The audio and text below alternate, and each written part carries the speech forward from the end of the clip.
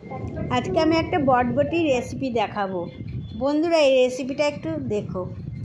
বটবটিগুলোকে কেটে ধুয়ে নেবো। আলু আর বটবটি দিয়ে করবো এই রেসিপিটা। আমি একটু হলুদ দেব,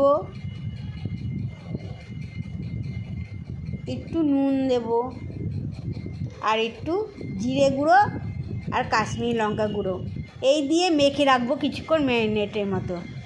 এবার কড়াইতে তেল দিয়ে সর্ষা দেব আর রসুন দেবো।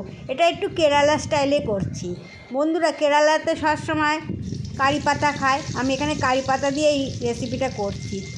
বাচ্চারা তো একরকম খেতে ভালোবাসে না, তার জন্য এরকম নানা রকমের করে দিলে ওরাও ভালোবাসে। আর বটবটির তো কোনো স্বাদই নেই, তাই বটবটি খেতে চায় না বাচ্চারা। যদি এরকম করে দেওয়া হয় তাহলে মাছ মাংস দুধ এটাই খেতে চাইবে তখন।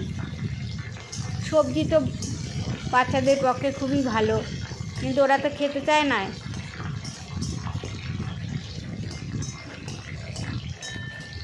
একটু ভাজা ভাজা হবে এরপরে আমি বটবটিগুলো দিয়ে দেবো।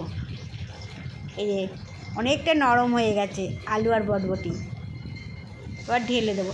এটা কিন্তু ভাপে তৈরি হবে, ভাজা ভাজা হবে, এটা ভাজা একটা।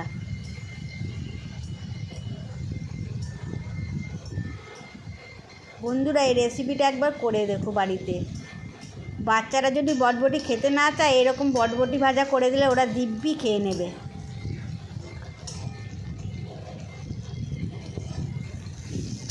একদম ভাপে হবে এটা, একদম ভাজা ভাজা একটা রেসিপি। গরম ভাতে খুবই ভালো লাগবে। তৈরি হয়ে গেলে আজকের রেসিপি বটবটি ভাজা।